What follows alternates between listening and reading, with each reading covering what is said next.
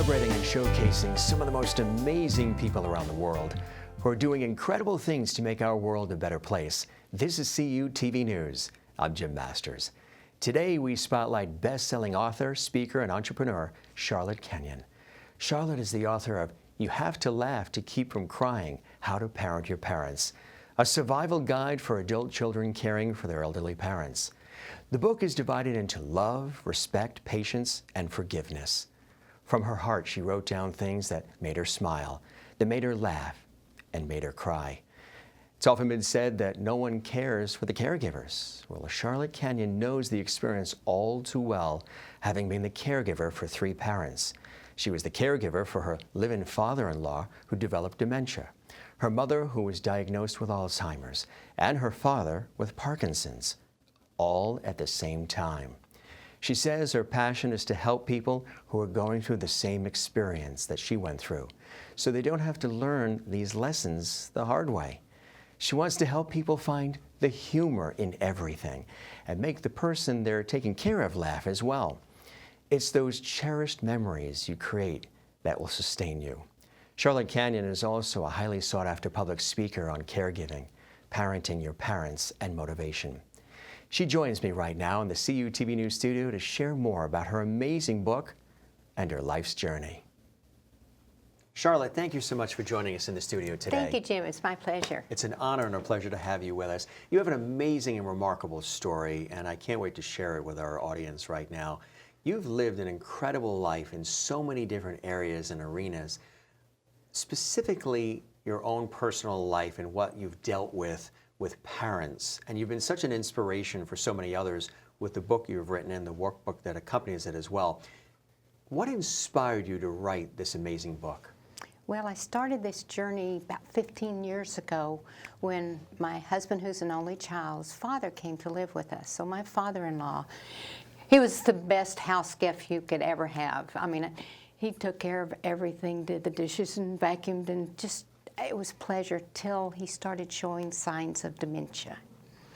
So that was my first exposure. I would find him sleeping in a chair, and when I'd wake him up, I'd go, "Pop, what are you doing?" He says, "I couldn't find my bedroom."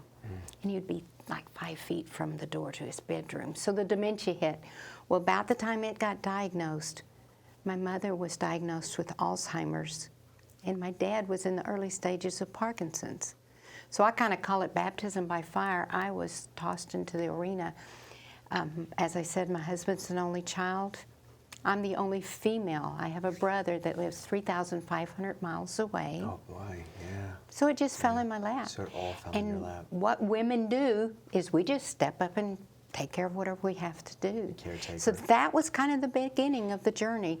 And that was like 15 years ago. And like you say, all happening at the same time. How were you not overwhelmed emotionally by all of that, having to tend to all 3 simultaneously because they all have unique needs and wants and assistant requirements? I think part of it is a female's nature. You know, I've had children, I have grandchildren. We just do what needs to be done at that moment. Did you have to shut off your own life? Certain things that you were doing or pursuing, you had to put aside? I literally had to retire from a full-time job because there was just so much going on. And I wanted, became my priority. And I didn't really even think about me. Now, with that being said, I have a wonderful husband. He was my support system. And don't get me wrong, there were nights I cried on his shoulder. Sure, yeah. Because you have to let out, some of that release. That's important too, right? To let it out. Don't keep it all, because some people, their personality is just to keep it inside and shut down and just let it, I'll deal with it later. But that's not advisable, is it? No, if you internalize and keep it all inside, I guarantee you something's going to go wrong because the body's not made that way. In fact, one of the talks that I give is called Caring for the Caregiver. And I encourage people, when a neighbor wants to bring a meal over and you don't have to cook, let them. If a family member says, "Hey, let me come over and take care for a weekend," and you and your husband go on a trip, let them. Don't be too proud. Yes, because those are so important. Even during my journey, and I didn't practice what I'm preaching because I learned the hard way. On the spot. thrown into the fire. On the spot. And I had cancer along the journey myself, in the middle of the journey. Do you associate that with any of the stress? I've heard situations where when people are under extreme stressful situations like that, and that emotional component and the potential loss of loved ones and all those things that are thrown into the mix, something like a cancer, not always, but there are times when that develops during that process. Do you associate this with yes, that? what I know is we all carry cancer cells in. It's just an awry cell. It's just a cell that's not perfect. Right. They're in us. But something in life, the stress, Triggers it. can trigger it and make it, bigger than it should have been. I know that I'm a lot healthier now because I eat better, and I've survived cancer, and everything is, gone track. So, but caring for the caregiver, I didn't, I did it, but I didn't do it. I was just going on the fly, whatever, and that's why I wrote what I wrote. Mm-hmm. I want people to learn from my good things and from my mistakes, and try to, they have to make their own path. These Right. journeys are different for almost everyone that goes down it. Their stories are different in a way, but associated. Some of the things I went through, they will relate to, and they'll say, "Oh, my dad did that," or Mm-hmm. "Oh, I saw this in my mom." And they have to do what makes them feel at ease and all, and what they can cope with. And my purpose is for them to read my book and travel that journey with less pain than I did. What are some of the things that surprised you about what you had to deal with simultaneously? Were there any things that you've learned from that just came out of left field for you? I'm usually a pretty patient person, but I found myself, especially with my dad, and what some people that kind of are on the outside, they kind of maybe see their parents getting older. My dad had Parkinson, and along with Parkinson goes paranoia. I didn't know that. And what I discovered when I started to find things to read, well, they were written by doctors, and it was like reading a medical journey in a foreign language. Yeah. I couldn't find support. I couldn't find anything that would help me through the journey.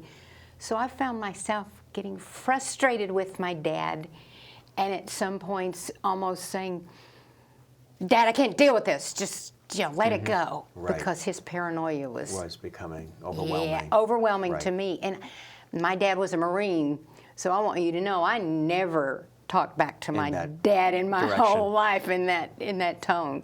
It But you just were became a different brought type to that of. I was brought to that of level. frustration. So how did you deal with that? Well, one particular time, I literally told my husband, I said, "Take me home. I can't deal with it anymore." And this was when my parents were still at home. Mom had Alzheimer's, Dad had Parkinson, and I know for a fact my dad had a death wish. He wanted, in the ideal world, he wanted them to both go to sleep, to die in their sleep. I would plan a funeral, and then I would grieve and go on with my life. Neatly done. That is not the real How it really world. works, right. And getting my mom, she had Alzheimer's, and it was getting worse and worse. He was not going to let my mom out of the house. He was the man of the house. He was going to take care of her. They were not going to move into assisted living. I found out about living. I tried everything I could, short of drugging them and getting them out. I mean, which I didn't do. Right. But it was frustrating. I mean, very frustrating. And still loving them and caring, and all of those emotions are running through as well. You can love them and not like what they're doing. Right. And I'm looking back at it, and that's why I wrote my book. I look back at it retrospectively, and I think, oh my gosh, I should have maybe handled it a little different this way at that time. But those are, past tense. And I do give people permission in my book. I go, it's okay to make mistakes. It's okay to get frustrated with yourself. But there's 4 golden rules that you need to follow, and that's love, respect, patience, and forgiveness. And that means forgiveness for not just them, but for yourself. Mm-hmm. Have patience with not just them, have patience with yourself. Respect not just them, respect yourself. Yourself as well. And love unconditionally. Absolutely. The title of the book, how did you come up with it? You have to laugh to keep from crying, how to parent your parents. Is that because there are many times where you were crying and realized that you have to laugh to get through it all, to sustain it? And as I said in the introduction to our presentation, not only for you to laugh, but also teaching the person you're caring for to laugh again too, because a lot of times their laughter has shut down as well. Tell us a little bit about that and the title of the book. Yeah, well, laughter creates endorphins in us, and doctors have even proven children that have cancer, the more they laugh, they get better. Now, some of this, I think, innately, I knew that I needed to laugh more. My mom had a favorite joke, and every time she would get a little depressed, I'd go, "Mom, how about me telling you the afraid not joke?" You know, and so we would, you know, we'd try to make her laugh anytime we could. I'd try it. And my dad, like I said, he was a strong Marine, and I spent most of my life afraid of him. Sure. His mother died when he was 2. His dad died when he was 12. When he was 16 years old, he was in a foxhole in Guadalcanal in World War II. Hard So man. early on for him. Hard man. And so he didn't know how to love a daughter. Right, and express himself. Open up. himself. Right. So I was always afraid of him. My mom and I were very, very close. And he traveled a lot. So, you know, it made, when it got to where the roles were beginning this little twist and reverse, him. Yeah. I had to parent him, but I had to parent him with a very, low-key, and let him think he was still in control. Yeah.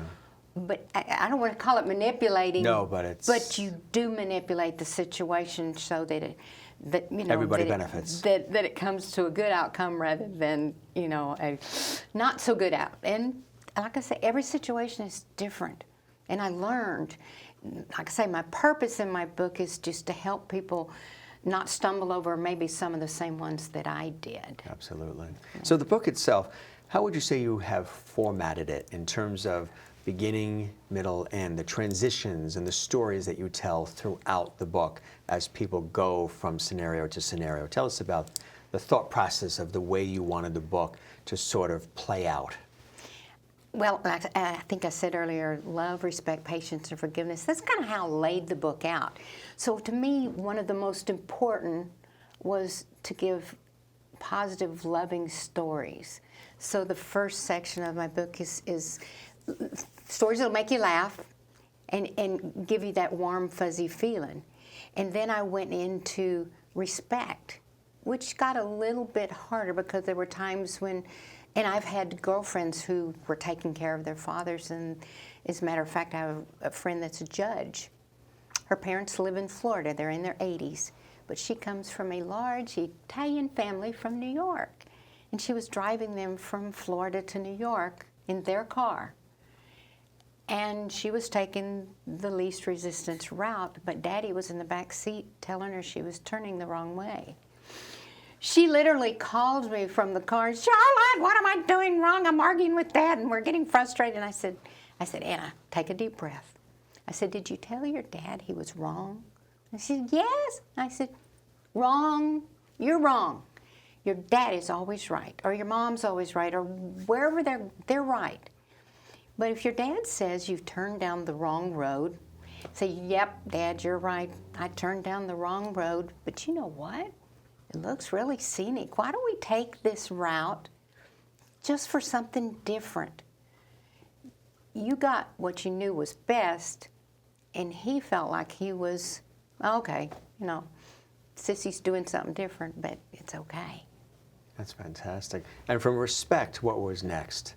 And respect, oh, that's a biggie, because we all want respect. And you have to respect the person that taught you to walk. She fed you, she changed your clothes, or he, you know, taught you to ride a bike. They're still your parents, but they become a different they become the child, and you've become the parent. So when I tell people to respect them as they were still your parents, with the loving care you would your baby. Right. That's where I go at it from. The respect is you have to respect them for who, what and where they are at that moment. At that moment. And they do change. And From a day to lot of day. it is out of their control. Exactly. If they had a way of controlling it, they would pick a different scenario than what's happening to them. Yeah, So it's easy to remember that too, right? That they're not I doing can- this on purpose. It's a physical and mental, there's changes happening. I kept trying to put myself In their inside, shoes? especially my mother's head. I kept trying to think, what is she thinking? Where is she coming from? And I finally, and I think I have a real good grasp on it, my mom was confused, but she wanted to appear, her persona, like she was 20 years ago. So when you talk about dignity and you talk about the respect, I respected her as the person she was 20 years ago with the loving hands that I would a 2 or 3-year-old. Right. So it's a very fine line you walk. Take us through the continuation of the book. After respect. Came patience. That's a big one. Oh my gosh, that is a big one. There's your eyes lighting up when you said patience. That is a big one. Because, I mean, you think about it. That chapter you keep referring to back again and again. Patience Patience. is a virtue. It definitely is a virtue, and it can evolve. Yeah. It can evolve. You know, you may have You a have to little. work at it. You may think you have a lot of patience until you deal with These scenarios. You know, these scenarios: a mother with Alzheimer's and dad with Parkinson, and all. And the patience means that wherever they're at. Remember, I said who, what, and where they are at that moment. You know, you work with it. You know, and you have to tell yourself, "Oh, I just messed up," but it's okay. I've got patience with myself. I will, you know, go on. And if you don't have those patience, then you keep losing it. In other words, if you do lose it in front, and when I talk about, I'm not talking about yelling at them, which I know I've heard kids do. If they're repeating themselves If they're over and repeating over, asking the same question. listen to that Right. same story Right. over and Again. over. Because they don't know they told it to you They don't before. know. They're, That's you know, not but- on purpose. Yeah, but like I said, I kept trying to get in her head, and I know she's confused enough that I don't want to make her more confused by telling her she's wrong. And a lot of kids will tell their dad, you're wrong about that. No, never do that. Never do that. And then the last one is forgiveness. Oh my gosh. Forgiveness is big because some kids carry, as I did, I carry some of the harm and resentment of what my dad did when I was a child. So it brings up a lot of different issues in terms of how that relationship with that individual, whether it be a parent, a spouse, anybody, there's a lot of other things that come in that rise to the surface during this situation. Could somebody ever have a relationship with somebody, and I'm sure they do, where they're now charged with having to care for this person? It's the right thing to do. They're the only one in the area that can do it. But the relationship was so bad that part of them really resents that they have to now do that for the person who wasn't always so great to them during their life when everything was grand and everybody was healthy. How do people deal with situations like that? Well, I have a forgiveness story in my book, and I actually call it the anchor of my book. I've shared it at many women's groups and all. It's heavy. I'm not going to tell you the whole story, but basically my dad did some things that were not something you'd think a father would do. And then I had to be his caregiver. Right. In older age. I mean, I respected him as my father, and I loved him as my father. I didn't like him as the person he was. There's a fine line Sure. there. And then I just stepped up and was his caregiver. It was just what I did. I'm a compassionate person, Sure. and I knew no one else was going to do it.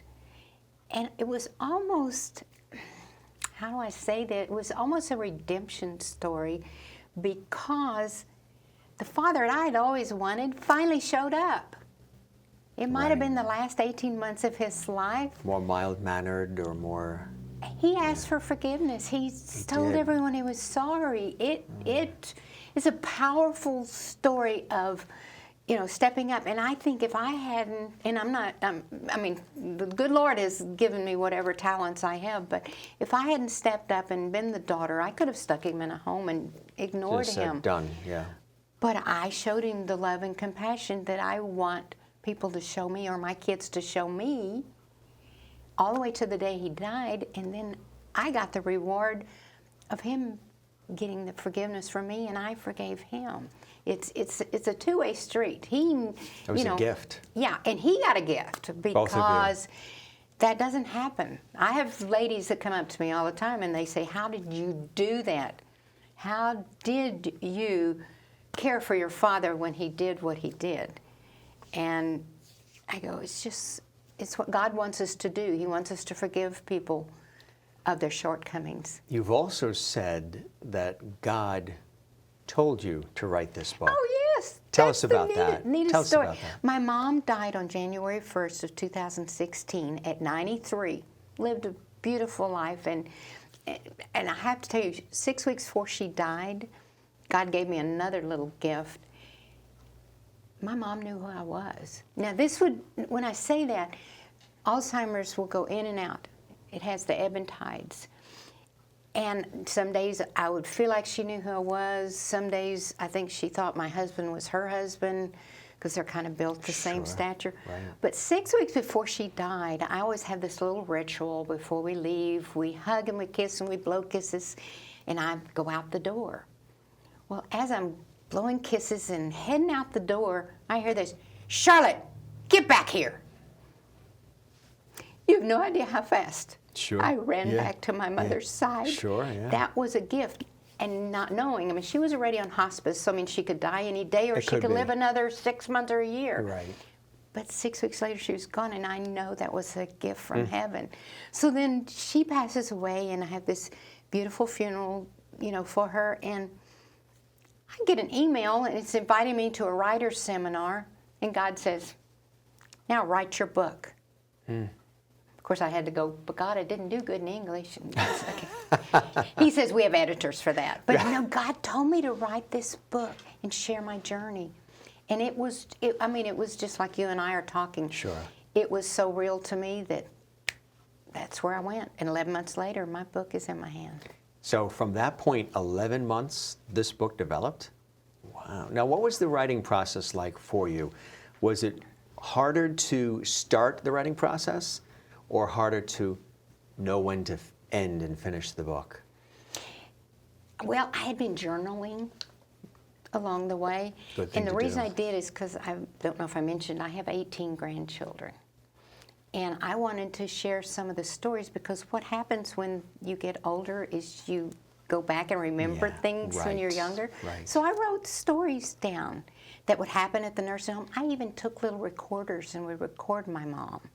And these were just things I did for me. Do you recommend people do that if they can? If Journal, they can. get a tape recorder, video camera, whatever, and Those will be those cherished Yeah. memories that you will carry with you. And that's kind of my I guess you'd say, slogan is, remember all you're going to have left once your loved one is gone, whether it be a spouse or parents or grandparents. All you're going to have are those cherished memories. So if you didn't have them before, create them. Because you want to have those cherished memories to carry with you. They sustain you. I have to say, thanks be to God, I have no regrets. And I want people not to have regrets. And that's, we talked about this a little bit earlier, not in this segment, but on some of the other radio programs, we talked about how I tell people, it's your journey. It's your parent or your spouse. And depending on how stressful it is, whether they go into an assisted living or a nursing home, or they live with you. But what I want you to look at is, if that causes your relationship to suffer, it's better to let someone else change their diapers, give them their meds, and feed them, and then you can have all the good with them, which is the love, the relationships. I even teach groups how adult children play with their seniors again. Recreate a relationship. If your mom was a gardener, create a box of dirt and have plants, and y'all play in the dirt again. Some nursing homes I'm working with right now, we're creating gardens for the seniors to, grow herbs and vegetables. And you have that background too. You're a master gardener. I'm Tell a us master a little gardener. bit about that. Well, I'm a master gardener and a Texas Superstar Specialist, and not all states have master gardeners, but we get trained. We go through 140 hours of training to teach us how to treat the soil, how to take care of plants, what are the best plants for your zone. We become an extension of county agents, and I don't know, how many states have county agents, but they advise farmers how to plant, when to plant, and all that. Anyway, I'm an extension of that, and I'm on their speakers bureau, so I help people, teach them all of these different things. So I go to nursing homes now. Even after I go to nursing homes and help them design and figure out how they can incorporate people in wheelchairs or walkers, and they can still garden, and they use raised bed gardens and all those kind of tools that they can do with their limited abilities. Because if you're in a wheelchair, you can't get over to the ground, so you have a raised garden that they can reach into. And the kitchens use their vegetables, so the seniors are feeling like they're giving back, because that's what's taken away from them when they lose their identity. When they lose that freedom, then they lose some of their identity. It's a beautiful thing too, where you've taken something that is near and dear to your heart and that you're skilled at as a master gardener, and you're sharing that with others, like you say, in the nursing home settings as well. Something that's so beautiful and hopeful and therapeutic is gardening as well. So Well, it's kind of a rebirth if you think about it really is, yes, and the seeds nurturing growing. and the care and attention that is required. We mentioned in the beginning, and we've talked about it on the radio series as well, that oftentimes nobody really thinks about or considers or cares about the caregiver.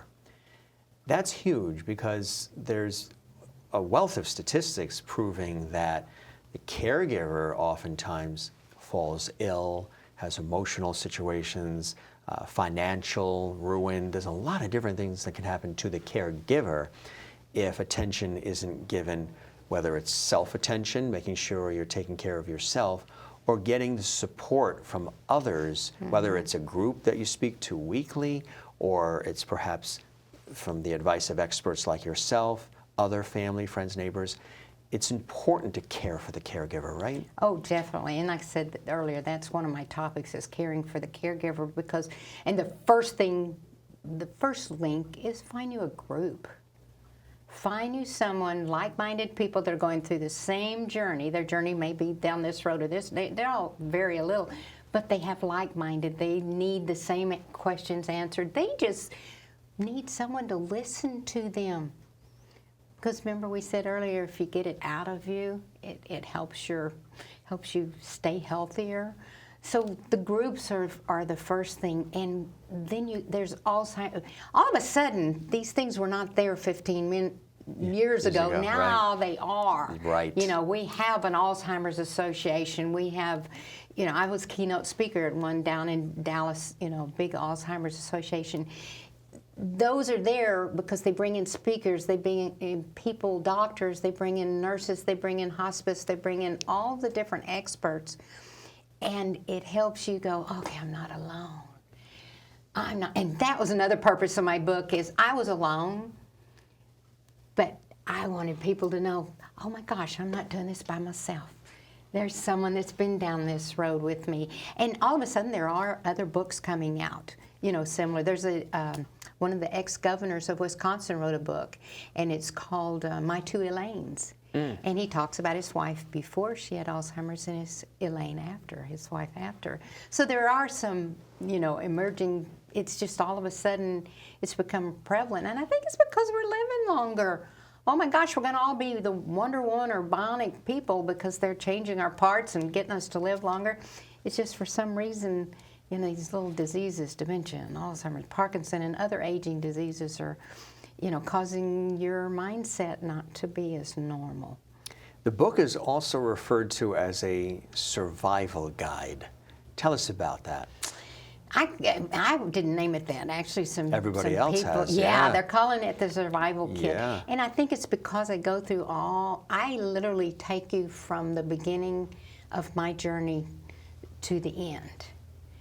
And I share all those different little things I went through, the frustrations. I share with you the joys. Like what would be an example of a joy maybe that you shared that would be in the book that you recall? Let me think. Well, this one is kind of funny, and but my mom and dad always had this interesting relationship where she didn't, yell back at him or talk back at him herself, and she just respected who and where he was, and he was, I'm the man, I'm the son, and he was a bit of a chauvinist. You probably picked that up, a little bit of a male chauvinist. Women were put in this place. I was actually sent to college to find a rich man to marry me, not to have, a degree. That's why my dad sent me to college. Time that period was his, and the generation. that was his mindset. Yeah. So in the early stages, when Mom had Alzheimer's and we could see it progressing, and Dad really had not been diagnosed with Parkinson, but he kind of self-diagnosed himself, and he had the drooling, which is one of the early signs of it, and then I could see a little of the paranoia. They will see things or imagine things. Well, one of the, and I could say I can laugh at this because it's just comical. Absolutely. But my dad, when we'd go down and visit, he was jealous if I'd spend too much time with Mom and not enough with him. So my husband and I would do this tag team thing where he'd talk to Dad and then we'd switch, and and I'd be with Mom and we'd switch. Well, anyway, Dad was just harping and harping and harping that Mom was having an affair. Now, my mom is 86 at this point. She's having an affair with a 40-year-old neighbor. But it wasn't really an affair. She was actually kind of exposing herself out the bathroom window. That was where my dad's paranoia where he was at that point. Going. Yeah. Now, my mind is thinking, sure, Dad, go ahead. And I'm trying to be patient with him at this point. I'm trying to be patient with him, but he just keeps harping and harping and harping on it and keeps telling me, what are we going to do about Mom? What are we going to do about this situation? And finally, and we'd usually spent 3, 4, 5 hours down there with them. In my mind, the bathroom window he was talking about was about this big. It was not very big, and it was very high, and the only way my mom could have been exposing herself was to climb up on the toilet. Mom couldn't step off a curb, much less do that. So I knew this was not happening. So finally, Dad's just still harping on it, and I said, Craig, gotta go home. Craig, take me home. I was up to here, and I said, and he just tapped on my car window. I'm in the car, and I'm ready to go, and I'm just sitting there going, close your eyes, he'll go away, he'll go away. No, he's tapping on my car window, and I roll it down. I'm rolling my eyes. I feel like a kid again, rolling my eyes, and I go, okay, what now? He says, what do you think we should do? And I said, I tell you what, I will call the police, have them do a stakeout, and they'll catch him. I knew I was not going to. No, my dad goes, you can't do that. It'll ruin your mother's reputation. And I'm going, ah! I wanted to pull my hair out because I'm going, first of all, it's not happening. Second of all, I can't find a problem, solve a problem. It was just frustrating. I said, drive, get me out of here. So my patients were gone, and that was step on it. Yeah. That's funny. That's incredible. So you have different stories as well within the book. We're talking about you have to laugh to keep from crying, how to parent your parents. This incredible reference that you have prepared for everybody to help them through similar situations. The Train Story by Keitha Story Stevenson, PhD. Tell us a little bit about what that is about. Well, Dr. Keitha is my mentor. She's my coach and has been for the last 3 or 4 years. She just helps me stay on target, keep my goals focused, and she's been the biggest blessing. So I asked her if she'd write a chapter for me, so she wrote 3 stories. And the Train Story is absolutely phenomenal.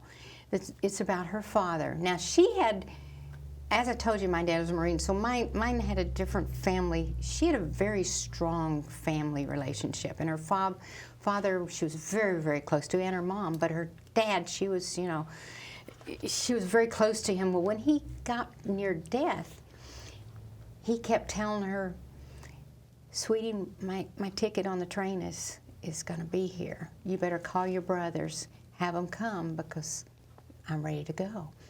And through the story, she talks about how the brother said, "Oh, Dad, don't go now, because we're going to be there next weekend." He says, "Oh, I guess the train's gone." So he kept seeing a train coming. And one time she said after her dad died, she was out in a field. She lives on quite a few acres, and she heard a train in the distance, and they don't have any trains out there. And she said she looked over, and it was like flat car trains, and they were all sitting on the train. She could see her dad. And she said, "Dad, come back." And Dad said, "I can't. I'm not in your world anymore. But tell your mom I've got a seat for her on the train." Wow. Yeah, and so that's one of the stories. Really... Yeah, I like that story. Now, is Craig also written? Yes, my husband's written a story about Pop. Really? Yeah, which is what we call my father-in-law. Yeah, right, sure. Yeah. What's maybe a little snippet of that? Well, first of all, and I knew Pop very well as well, but of course he raised my husband Craig. He was able to leap tall buildings with a single bound. He was a veteran of foreign wars. And what my husband shared in there is one of the hardest things is when your parents get older, you don't want them to hurt anyone else. Right. So you got to take their car and their car keys away. The independence is being removed, which is a whole When you other... take away their independence, you take away their freedom. Correct. Yeah. And we actually saw it once my husband, and he will attest, he was in denial. He did not want to see his dad not be the man that was able to leap tall buildings. The rock, the foundation. He didn't want to see him, and he didn't want to admit that, and I saw it a long time before he did. So when he finally admitted it, and we took the car keys away and sold the car to a family member, we saw Pop go down fast because he lost that freedom. We tried to keep him engaged as much as we could. Yeah. But that's another thing. We didn't want him to have a car wreck and kill someone. Correct. It was a safety measure. We would feel the guilt of, oh my gosh, we should have taken the car keys away before, and we didn't want him to feel with the guilt the rest of whatever his life would be. So it's a tightrope. It's a tightrope you walk. Yeah, very tough scenario. So that is just one of several scenarios that come to fruition that a lot of times people aren't always necessarily prepared for, when the independence, when those car keys are removed, when other certain things are removed, maybe even going near the stove, the basic things that they used to be able to do, and now don't understand necessarily why they can't still do those things they've done for 50, 60 years of their life, and don't sometimes always want to hear that they can't do it. So there's a lot of different things that come to fruition that you have to deal with as the person who's the caregiver, I would imagine, that you've never had to deal with before. No, there's not been a manual written. You know, there's manuals out there on how to parent your children. There's not been a manual written how to parent your parents. It's just a role reversal that until now we're not prepared for. Right. And I think God put me on this journey. He knew a long time ago that I was going to be writing this book and sharing this, you know, to help people through that journey. What has the response been to the book thus far from people who've read it, not only professional reviewers, but, and I've read the book and it's outstanding, so kudos to you for what you've done here. It's different, it's a unique approach. It isn't a lecture, it isn't saying, well, if you don't do this, then this happens. It's really beautifully done, and there's a warmth to it and a relatability to it as well. And the stories that have been shared are just amazing. But from just random people who've been going through similar situations, who have felt this book of yours to be a blessing, what have they said to you? Oh my gosh, and I'm going to say it's been overwhelming to me and a blessing to me.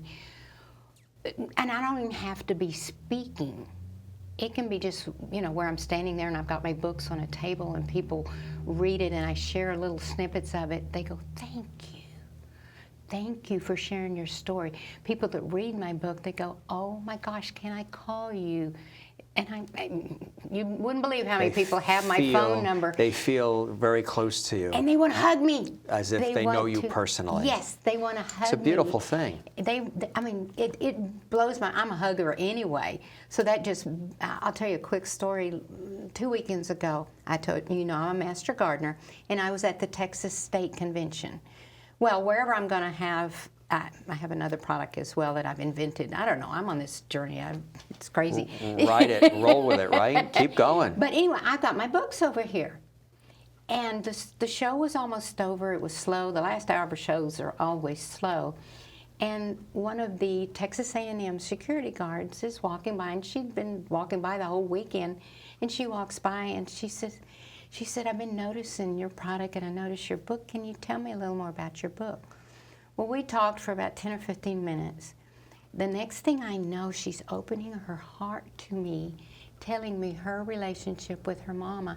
And she's the baby of 11 children, and she takes care of her mother. And she was crying on my shoulder. We were hugging. And she said, I feel like I've known you forever. She said, your book is so, I haven't even read your book, and it's just this little snippets you've told me. You've comforted me. And those things happen all the time, and I just feel like they're what God's want me to do. They're just, little people are brought to me, they go, thank you, thank you, thank you. I want to hug you. This is a hug through the phone. They'll call me and, tell me how they've enjoyed my book. And in my book, and you've read it, I share in there all kinds of little quotes from different people that I researched. Lincoln said his mother was his source of everything, and who he was because of his mother. There's a quote in there from Michael Jackson about his mother, and there's a quote from Mother Teresa.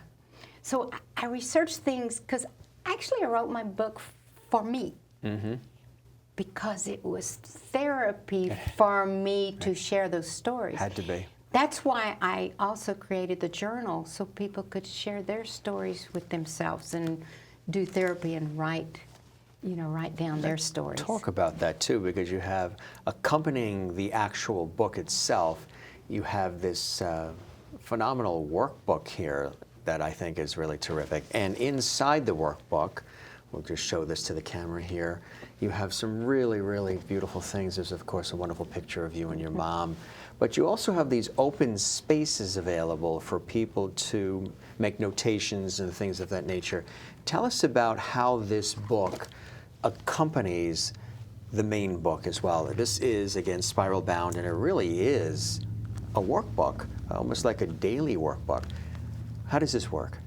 Well, when I wrote the book, I told you about love, respect, patience, and forgiveness. Well, the last chapter in the book is, what do I do now? And I share with them things that they will notice with their parent, tests they can do with their parent to say, oh my gosh, this is, it may be Alzheimer's, I need to go to a doctor and get it diagnosed. But I do kind of point out, if you think they need a home, check into things. So I kind of allude to it in my book. What I did was, in the workbook, I expounded on it. And I explain about all these different facilities that you have. Do you want in-home care? Do you want out-home? Go to a facility and, have them taken care of. I just go through, there's 10 different questions in my workbook.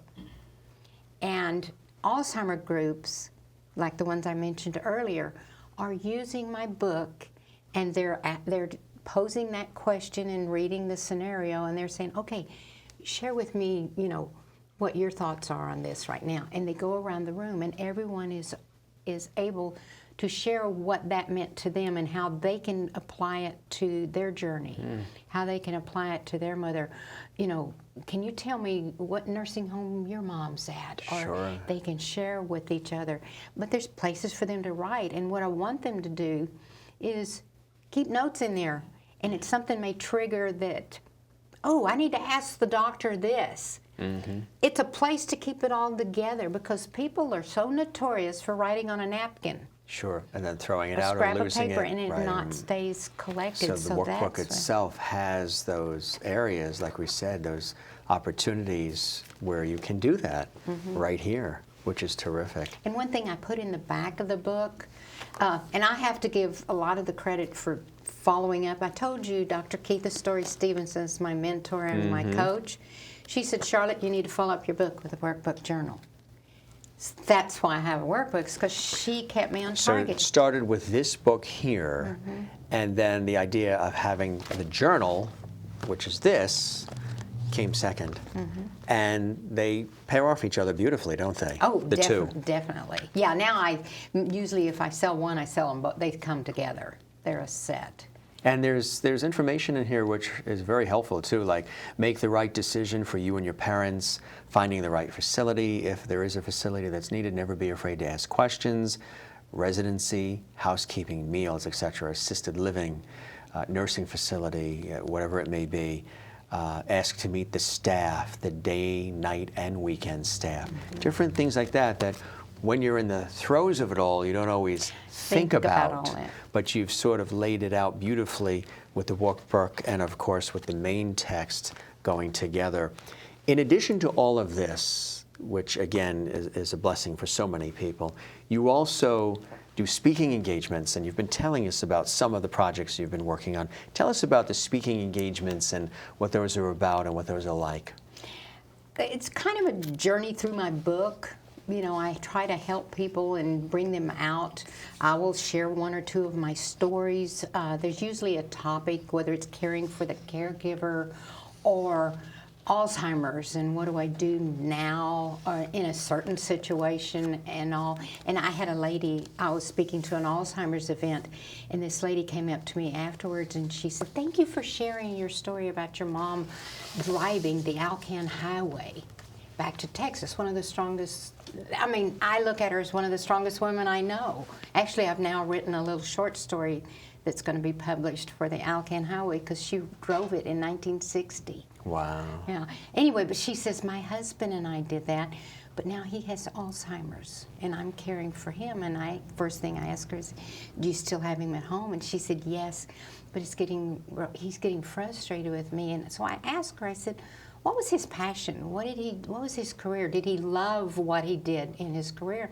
She said he was an architect. He was an engineer. He built skyscrapers. I said, then go get Legos. Go get Lincoln Logs. Go get erector sets. Let him show you how to construct a skyscraper. She came back to me about a month later. She hugged me, and she said, thank you. We connected on a way we actually never have. I didn't care about knowing how to build a skyscraper, but now his long-term memory, because Alzheimer's can't remember you were there 15 minutes ago, but they can tell you everything they did when they were 22. So he could share how to build a skyscraper, and they would do that together.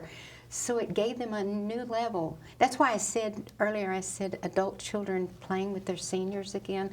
Well, that adult wife was literally playing with her husband, but they were doing it on a level that he had a passion for. Right, which is a beautiful thing. I mean, to be able to, that triggers so much when that happens too.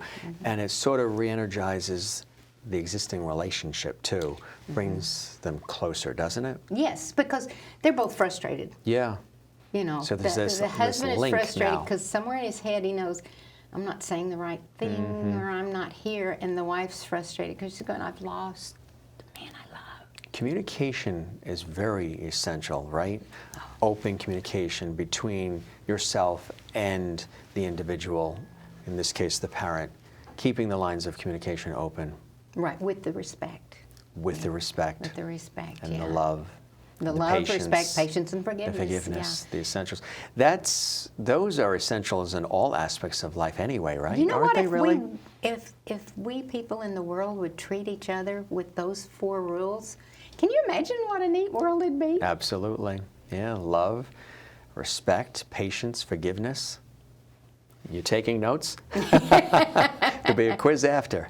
Yeah, those are the top ones. If there's one thing, I know there's multiple things, and there have been multiple things that people have been getting out of the book as well as the workbook together. If there's one thing that stands out, again, you've made this relatable, you've made it user-friendly, you've made it approachable, you have wonderful stories, it's inspirational, and it's a book that somebody can refer to even when the time comes when the family member's gone. It's a pay it forward type thing, which is what you're doing so beautifully, Charlotte. You've lived this experience multiple times over and have had this, as you say, God-given desire to want to touch other lives, and you're doing it through speaking engagements, through being an author, and all the wonderful things you do. If there's one thing that you hope people get from this entire experience of reading the book and the work that you do, what would that be? Wow, that's a great question. Narrow it down to one.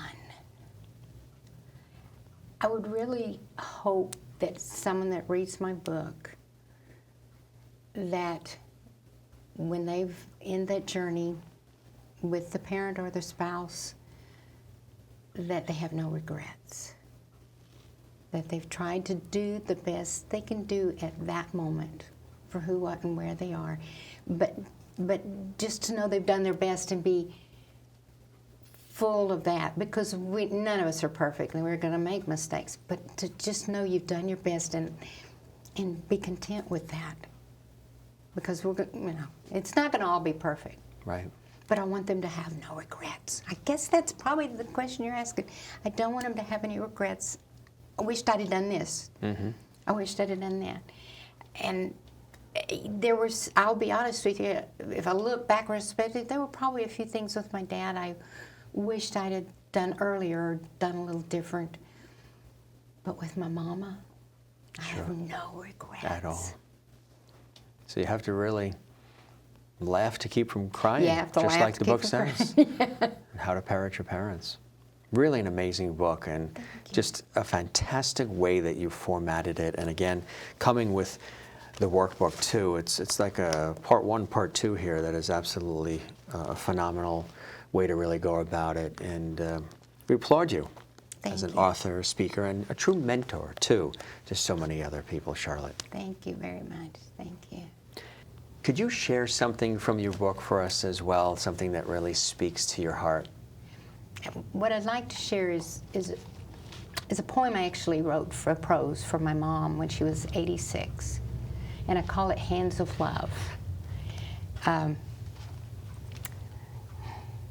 One of the first things I remember after I came into the world was the tender hands of my mother, caressing, dressing, changing, and fussing about this new little bundle of joy. She had a beautiful name. It was Mom. When I started to crawl and bumped into things and cried, Mom was always there. Her hand came toward me like a big scoop, and then I would be in her arms with her hands holding me tight, making me feel secure. When I learned to walk, she would hold my little hands and I would teeter and totter on my little feet. I was a petite little lady, so Mom had to sew all my clothes. I was always too small for anything store-bought, and she couldn't afford them anyway. She dressed me like a little princess, always cute and pretty. When I started school, Mom's hands looked strong as they helped me decipher the numbers and letters I was trying to learn. As I got older, Mom did not seem to age at all. She taught me to sew in her special way, Mom's way, which was always with purpose, creating one-of-a-kind ensembles. I never had to worry about another girl having on the same thing I was, because mine were Mom's originals. I began to sew dresses for myself, using the same techniques that my mom had passed on to me. Mom was always crafty. She could make anything and everything for any occasion out of almost nothing. Whatever I wanted to be for Halloween, Mom found a way to fulfill my every wish. She passed her crafty handiwork hands to me. I soon became the one who made dresses for my daughters and granddaughters. As Mom aged, I held those strong, wonderful hands. I realized that while they were still smooth, her skin was as thin as tissue paper. I could count every little vein. Her veins looked like faint trails on the road map. And on this little skeletal hand that once were the center of my world, I became the hand that she held for comfort. That's beautiful. That is a beautiful thing. Thank you. Holding your hand for comfort as well. Thanks for sharing all of this with us. And thanks for this beautiful book. Again, You Have to Laugh to Keep from Crying, How to Parent Your Parents. It's a beautiful thing that you're doing. We appreciate your time, your attention, coming here to our studio, and we wish you all the blessings and continued success in everything you're doing, Charlotte Canion. Thank you, Jim. Appreciate it. Very, very welcome. Charlotte's book, You Have to Laugh to Keep from Crying, How to Parent Your Parents, is an Amazon bestseller, and it's available at Amazon.com, as well as her website, howtoparentyourparents.net. What a remarkable woman, doing great things to make our world a better place. I'm Jim Masters, CUTV News. Thank you for joining us. We'll see you next time.